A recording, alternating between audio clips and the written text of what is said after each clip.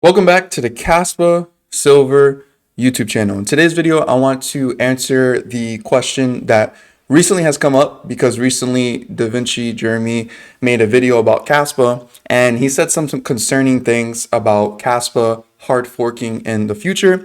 So let's first take a look at this clip and I'll give you my thoughts on it. That's right. Kaspa coin pumped to 18 cents. So where's it going from here? Well, I really think Kaspa might even do as high as $10 by the end of the bull run. But keep in mind, this is just my personal estimate, and they have to make sure that their blockchain does not do a hard fork. That's the key thing. Honestly, if there's a hard fork, meaning that everyone has to upgrade their software for the node, then that's a problem because then they're not as secure as Bitcoin. So let's see what happens in the future updates of Kaspa. That's All right, so first off, I'll just clear up his first statement saying that he believes Kaspa is going to go to $10 in the future. Personally, I believe that's just overly optimistic. Well, he said $10 within this bull run, and I think that's overly optimistic. But nonetheless, I just think it's kind of weird that he makes this video saying, hey, I think Kaspa is going to go to $10. Hey, your blockchain is not going to be secured if it does a hard fork. Where in Kaspa, like if you do just the basic research of Kaspa, the whole point of continuously upgrading Kaspa will require hard forks. If you look in the developments over here, one thing that we're waiting to come in the future is Dagnite. And Dagnite right down here says backwards compatibility, says breaks consensus rules, requires hard fork. So this is just should be, I thought this was common knowledge in Kaspa that everyone knows that for Kaspa to upgrade to Rust 10 blocks per second and all that kind of stuff, it needs to go through hard forks. Dagnite is a hard fork. Rust 10 blocks per second is going to be a hard fork. And then I'm not exactly sure if smart contracts would need a hard fork. Maybe they will, but maybe they won't. I'm not exactly sure on that one. But regardless, hard forking on Kaspa is not a bad thing or a bug. It's actually a feature. This is very different to Bitcoin. And I'm pretty sure this is why Davinci thinks maybe hard forking is bad for security. Because a lot of people, when they think of hard forks, they just think of Bitcoin's history with Bitcoin Cash, Bitcoin SV, and all those kind of hard forks.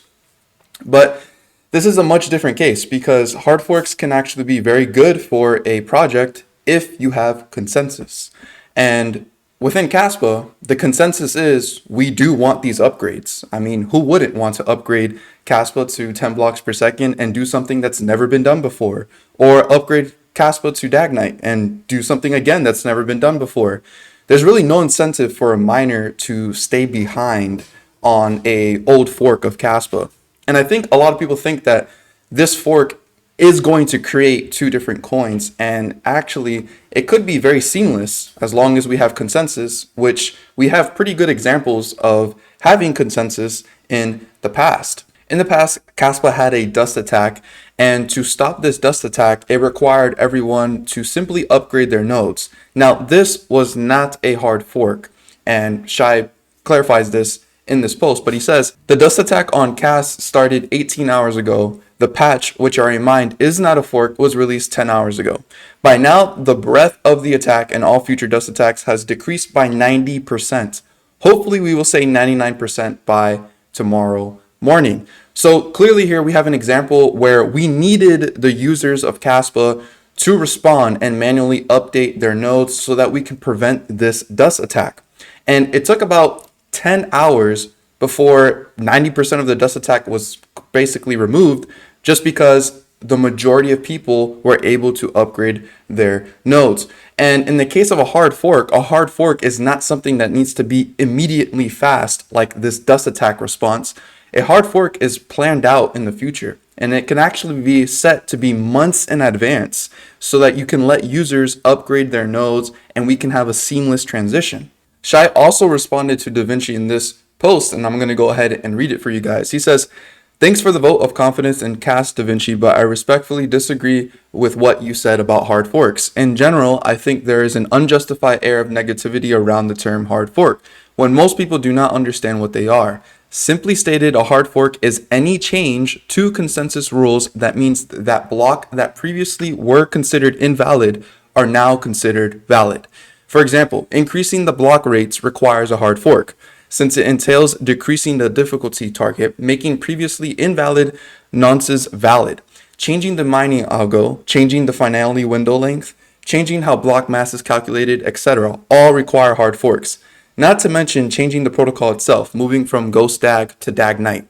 Prohibiting hard forks imposes great limitations on what changes can be made.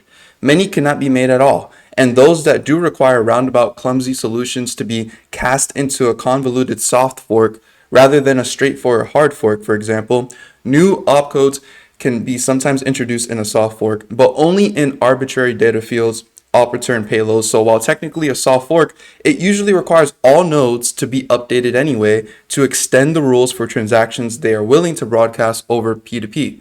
Bitcoin's complete aversion to hard forks is the exception, not the rule, and many, including myself, maintain that this aversion mostly hindered Bitcoin's ability to evolve, the SegWit 2x debacle. And this is the thing about Bitcoin. People like to compare Kaspa to Bitcoin, which is totally, I get it. But ultimately, what Bitcoin has done in the past are not rules for Kaspa. Bitcoin avoids hard forks. This isn't a rule for proof of work. There's not just some like law where like if you do a hard fork, it just automatically means it's bad. No, it doesn't, because in the past, hard forks on Bitcoin were always because there was no agreement within the community. You can see in Investopedia over here, it says, typically a hard fork takes place when groups of miners and developers can't agree on updates to the software governing a particular digital token. This is not the case with Kaspa. Everyone agrees that we want Kaspa to be upgraded so that it can handle its scalability and solve things that have never been solved before. I don't know anyone who would be upset with Kaspa increasing its block production, because literally this would encourage miners to remain mining and on a solo node and still earn pretty decent rewards for mining. So I really don't see why anyone would be incentivized to disagree with this hard fork that Kaspa is doing, because it's only just making the Kaspa network much, much better than it already is. He also goes on to say your hard forks should be done with great care and should be far apart and roll many updates into a single fork. That being said, this process can be entirely secure if the appropriate precautions are taken.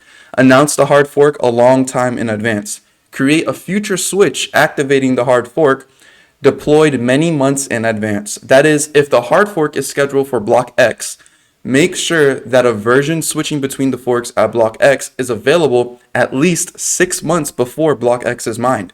If unexpected complications arise, delay the fork. Make sure that all ecosystem constituents are tested to work well under the new consensus rules and making the switch smoothly. This can also be done months in advance. Construct the fork in a way that makes the consistency of the state verifiable across the fork, dispelling concerns for manipulating wallets and supply. Future hard forks for Kaspa are inevitable, and that's not a bad thing either, just a part of progress. And Shai really clears this up really well here. So Kaspa hard forking in the future is not necessarily a bad thing or really a security issue, mainly because we do have a lot of consensus within the community. And also, like Shai was saying, this is going to be months in advance. I hope you guys enjoyed that video, and I just want to let you guys know that I recently added a bit more tiers to my Patreon, which are a little bit more cheaper than the Discord access. And that's just because I've had some people tell me that they're not able to put $15 a month to be in that Discord, but they are willing to do a much smaller amount. So I've opened up much smaller amounts donations if you want to do that, and anyone who does these smaller donations will get early access to all these videos before they go out live to the public, as just a thank you for supporting me and helping me continue putting my work on this channel to continue creating Kaspa content that you guys find valuable. So if you guys are interested in supporting the channel, check out the Patreon link down below. I really appreciate it. There's not really crazy super alpha on there. It's just mainly a way to support this channel and also get in contact with me a little bit more easier and have a nice Discord with